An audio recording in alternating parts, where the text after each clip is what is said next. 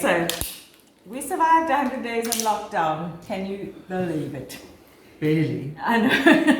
Hey! Hey, we're doing well. Everything's fine. Yeah. Act natural. Okay, this is the stuff I have to cut. And I said, some Chinese on me. Anyway, so some of the things we have learned during lockdown or done during lockdown, we thought we would share with you tonight. So the first thing that springs to mind is obviously how much I've missed my children. It's so nice to have Casey here, missing Jordan like crazy. And then another thing, just like the thing of having friends over, missed that terribly. And I think once lockdown is over, no more excuses, no more, oh, I'm tired, it's been a long week, or I don't have a wow pudding to bamboozle them with, so we can't invite them. People must just come. I've really missed that, eh? Yeah, I've missed it as well. A lot of my mates, you know, we kind of had full now. We want to have a braai, you know, we want to chill. I kind of feel like we just started... get together, you know? Yeah, sorry. I kind of feel like we started lockdown with such enthusiasm and such hope. We stood behind the government. We thought their decisions were fantastic. We thought it was for 21 days with a possible bit of an extension. And I think we were misled as to what it was about. So we started out so enthusiastically. Not so much anymore. No, I mean, don't you hate I do. No, look, it was like we were lied to. But I mean, not lied to. They just, you know, told us what they thought we needed to know. And I sort of started with this novelty of lockdown, you know, this novelty of it. Here's this new venture, and I'm going to pursue it with vigor, and I'm going to do the right thing, and I'm going to help people. I still want to do that. I mean, I don't feel any differently to that, but it just felt like they knew it would get to a certain level, and they needed complacency within the community until such time. So we were told a sort of a story or a line of thinking that was not true in order to keep us blasé about it. A narrative, But with all that being said and done, I'm still intensely worried about a few of my family members, especially my grandmother and grandfather, who are, well, my grandfather's turning 90 in a short while. And but that's been a positive of lockdown. We've really connected with them, which has been wonderful. Like daily phone calls just about, which has been amazing. So that's a positive. But I must say, we've become a little bit numb to the stats. You know, I remember a sense of dread and mourning when the first person died. Do you remember that day? But now it's like you can't keep track of however many thousand new cases, however many have been tested, how many recovered, how many deaths. It's just... It is too much. The numbers get so big that it loses its meaning. It's just like, whether it's another 95 people today or another 195, it's still way too many. It's a lot of people that have died. And you just become kind of numb to that. We used to keep up with the stats daily, and now it's just horrible. It's all bad news. So that's kind of, after 100 days, what it feels like. And the bad news correlates straight into the economy. There are people losing their jobs, left, right, and centre, and therefore their livelihoods. Families are suffering and struggling, you know, at rates and at levels that you and I, because we're so lucky and blessed, don't have to. But it's lockdown has been an eye-opener in many ways, and hard in many ways. But I mean, actually not hard for us, because as we've said many times, we're still healthy.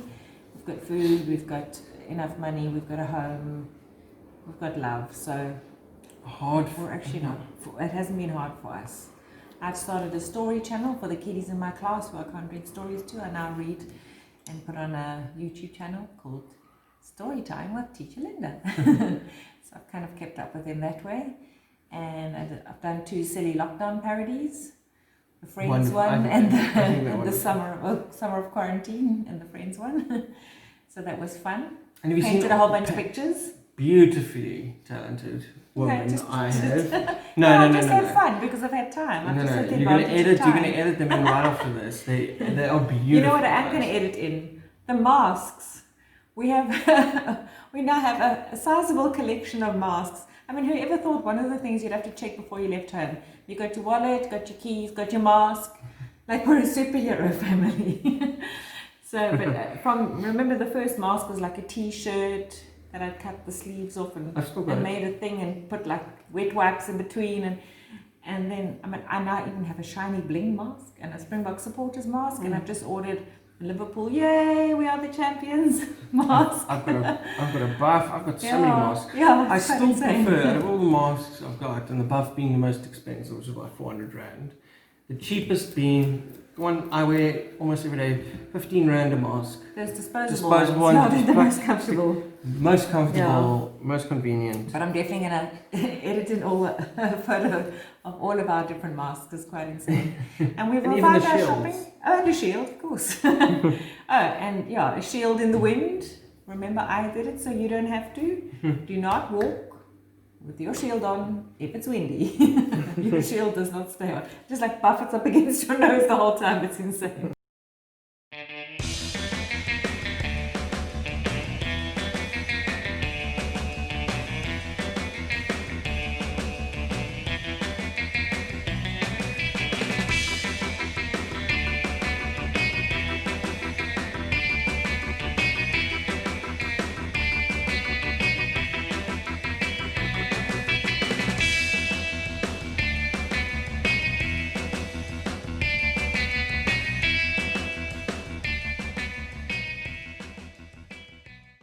We've also mastered our online shopping. We have. And our whole like shopping rigmarole of the masks and the sanitizing when you get home and the stripping in the garage and the showering and the spraying. Maybe what we'll do is we'll do like a mock a day in the life of a 2-minute noodle that comes into the long bottom home. Yeah, don't know why. Our cinema has become long bottom. Take it out of the boot and I will walk in with it and you shall see what happens to it. From first person perspective. Yeah. What these poor things go through. I know. And then they get boiled in the end anyway.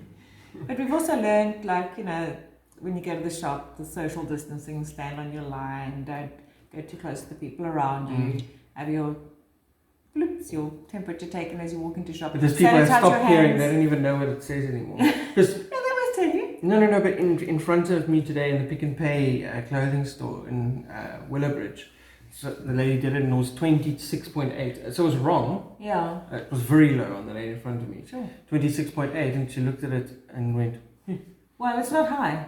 They get told if it's high, it's a problem. Yeah. They need to know that their battery's not working anymore if it's reading 26. Yeah, but she thinks 26 like, oh, it's just low. That's fine. She would be dead. It was a corpse. I think it's a zombie apocalypse. But yeah, we've just got used to that, and you sanitize your hands before you go into any shop, and you sanitize your hands when you leave the shop. So we are very, very sanitized. So your hands people, turn into, I don't know, sandpaper. But that's just become. Actually, you have quite good hands. Anyway, that's just become the norm for us. The whole sanitizing all the time. I don't know if we have an immune system left, but none of us are sick, so somehow this is working. Some sad stuff happened. We lost 2 dogs in effect because we had Mishka, that rescue dog, that after a week had to go back, but she is in a new home and happy. And then our puppy, our little Phoebe girl that we were supposed to get on Thursday, sadly died 2 nights ago at the breeder's home. The breeder's still in shock about it. No clue as to why she died. She was the smallest in the litter and she just didn't make it. So we kind of, during this time, actually had to mourn 2 little doggies. So that was a bit sad.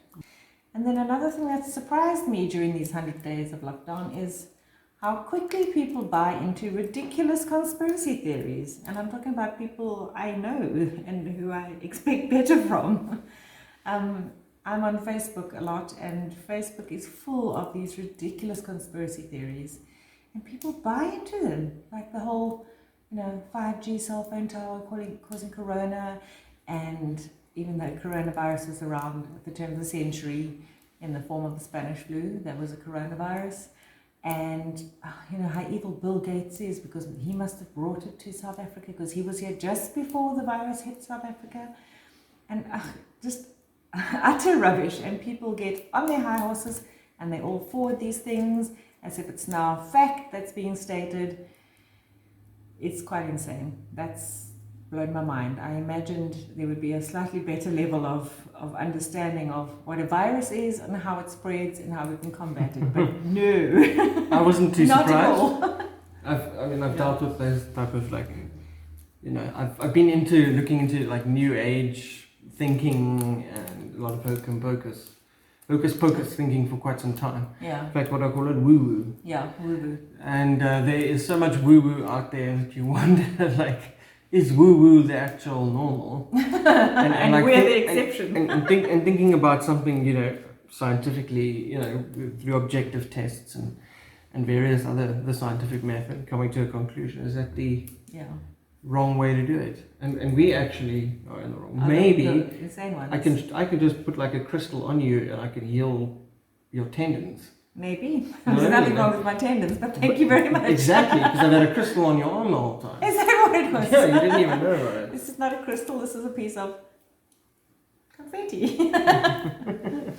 Anyway, so that's kind of all I want to say about the 100 days of lockdown. The sanitizing, the masking, and the surviving. And the loving. And the loving, yes. Makes it all worthwhile. Okay, guys. Bye. Oh, well, I was just going to say, let's hope this doesn't carry on for another 100 days, because I was about to say, see you on day 200, but There's love. please no. The lockdown. Hopefully not see you on day 200. Okay, bye. Cheerio.